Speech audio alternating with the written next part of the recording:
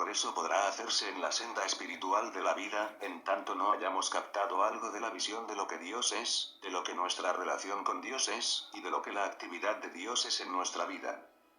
Esto no puede ser una experiencia indirecta, tiene que ser individual y debe ser alcanzada de una manera completamente relajada.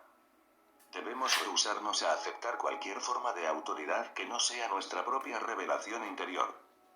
Por ello es que nos preguntamos acerca de Dios, y eso nos conduce a meditar en Dios. ¿Qué es Dios? ¿Qué significa Dios para mí? ¿Cuál es el lugar y función de Dios en mi vida? ¿Cuánta gente ha tenido una experiencia de Dios? ¿Cuántos han sentido el soplo del Espíritu en sus mentes, en sus almas, en sus cuerpos? El número es pequeño, solo unos cuantos cientos o cuando muchos unos cuantos miles en una generación, y sin embargo Dios está disponible para todo hombre, mujer y niño. Dios requiere todo nuestro amor y devoción. Debemos entregarnos a Él para que pueda revelar la dádiva eterna de sí mismo para nosotros. Debemos amar a Dios supremamente con todo nuestro corazón, mente y alma. Amar a Dios en forma tal que nuestra única oración sea: debo sentir a Dios. Debo dejar que Dios llene mi alma, mi corazón, mi mente, mi ser, mi cuerpo verdadero. Hablamos de Dios como inteligencia, mente y principio, impersonales, pero Dios también es personal. La relación entre un individuo y Dios es más cercana que la relación de éste con su propia madre. Es como estirarse y sentir una presencia siempre ahí, gentil y tranquilizadora en su verdadero sosiego. Es gozo, paz y calor.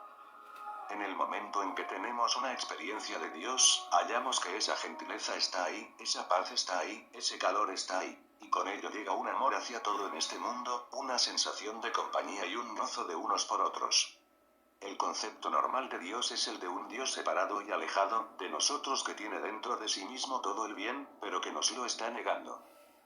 El orar a Dios por lo regular se hace con el propósito de buscar u obtener algo de Dios: salud, provisión, oportunidad, compañía. La mayoría de nosotros cree que Dios posee ese bien, pero que por alguna razón inexplicable nos lo niega, por lo que oramos a Dios para que nos otorgue aunque sea un poco de ello. En ocasiones, cuando nuestras oraciones no son respondidas con suficiente rapidez, hacemos toda clase de promesas en un intento inútil de negociar con Dios, promesas que a menudo no tienen la menor intención de ser cumplidas. A menudo nos culpamos en un esfuerzo vano por reconciliar a un supuesto Dios amoroso con un Dios de oídos sordos a nuestras súplicas, creyendo que algún acto malo cometido o omitido es la causa por la que Dios nos niega el bien. Algunos médicos sostienen que la mayoría de las enfermedades en el mundo, tanto mentales como físicas, son el resultado de los complejos de culpa. Incontables gentes viven en un estado de atormentada autoculpa, consumidas por ese sentido de culpa, en ocasiones debido a una seria ofensa cometida en su pasado, pero más a menudo por algún hecho pequeño o que no tuvo la menor importancia. Si creemos que vamos a ser castigados por un Dios vengador, nuestro concepto de Dios es por completo erróneo, porque Dios no tiene memoria de nuestras faltas y fallas. Dios es demasiado puro para ver el mal. Dios no ha castigado ni castiga a los pecadores. El pecador es castigado por su propio pecado, pero no por Dios. Aún el pecador empedernido sabe que hay ciertas leyes de Dios que no deben ser violadas. Sabe que si las viola se hace merecedor al castigo, pero lo que no sabe es que este castigo no es infligido por Dios, sino que es autoinfligido. Dios no es un Dios de venganza. Dios no es un Dios que retenga, pero tampoco es un Dios que otorgue.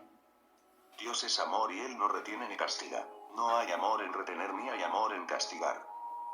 Si Dios esperara que fuéramos buenos o merecedores, si Él esperara que encontrásemos las palabras adecuadas con las cuales lo apaciguáramos, si esperara que utilizáramos una forma de meditación o un método de tratamiento con los cuales fuéramos gratos a sus ojos antes de que estuviera dispuesto a otorgarnos sus bendiciones, sería un Dios cruel y caprichoso.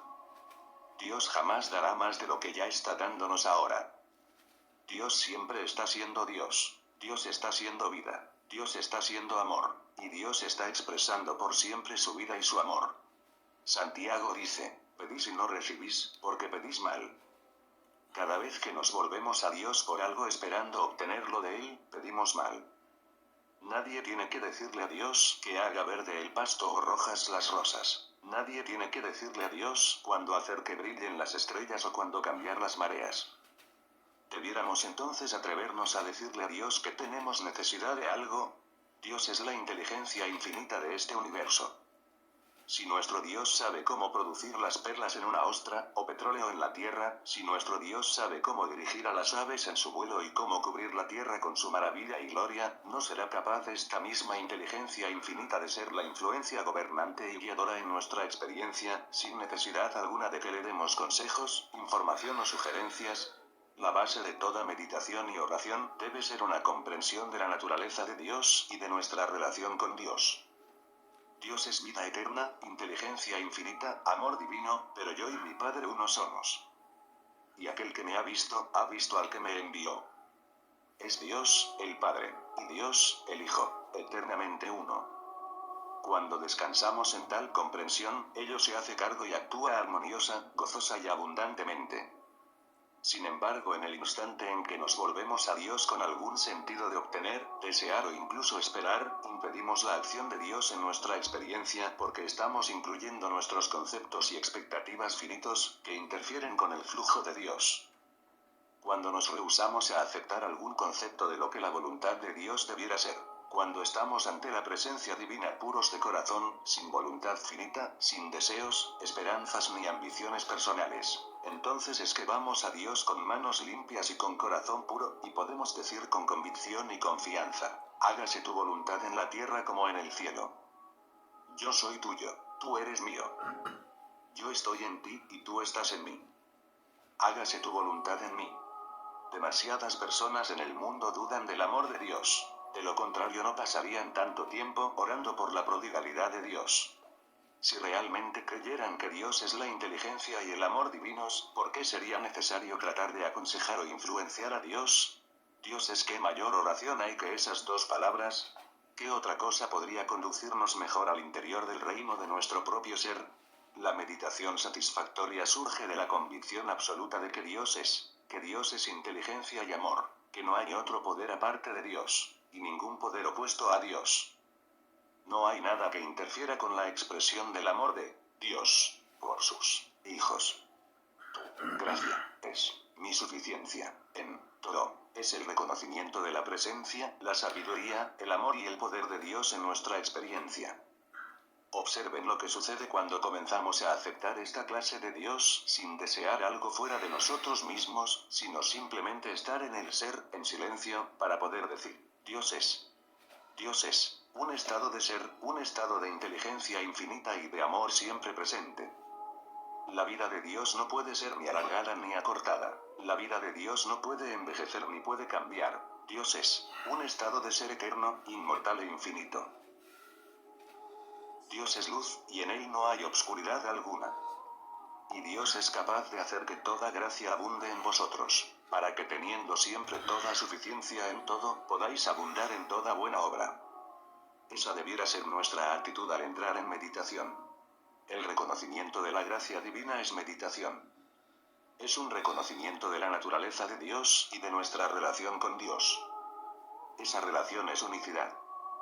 Somos los hijos de Dios, coexistentes con Dios, y si hijos, entonces herederos, herederos de Dios, y coherederos con Cristo.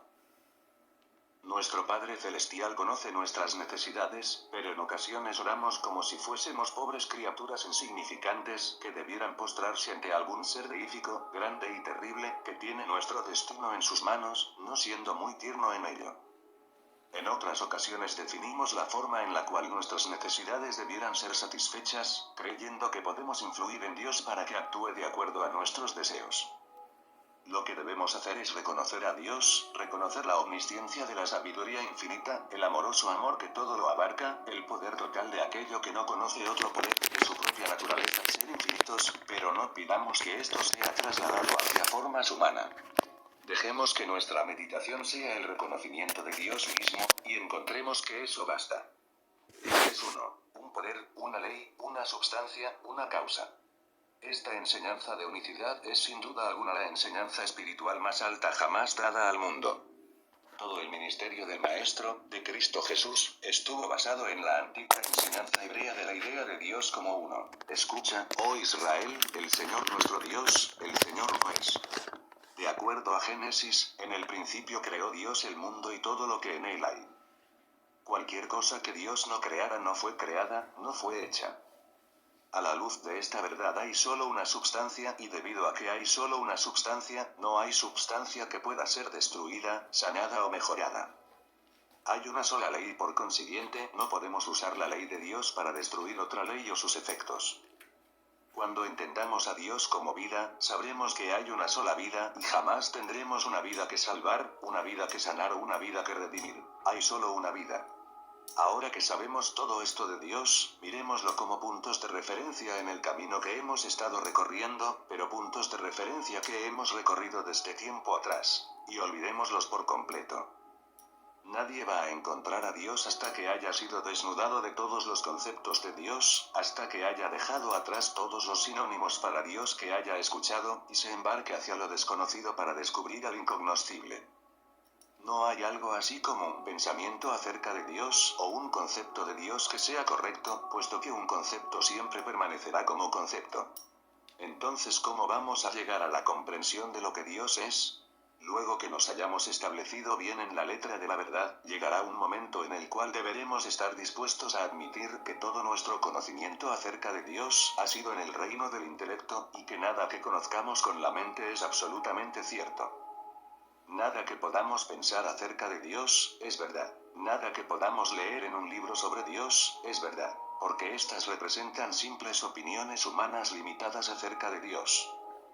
Para Juan, Dios fue revelado como amor, pero no podemos aceptar eso como verdad, ya que no conocemos el sentido que Juan tuvo acerca del amor ni cómo aplicó dicho término. Para Jesús, Dios era el Padre, porque el significado más profundo de esa palabra fue revelado dentro de la conciencia de Jesús. La comprensión de Dios tiene que llegar como una revelación individual para cada aspirante en la senda espiritual.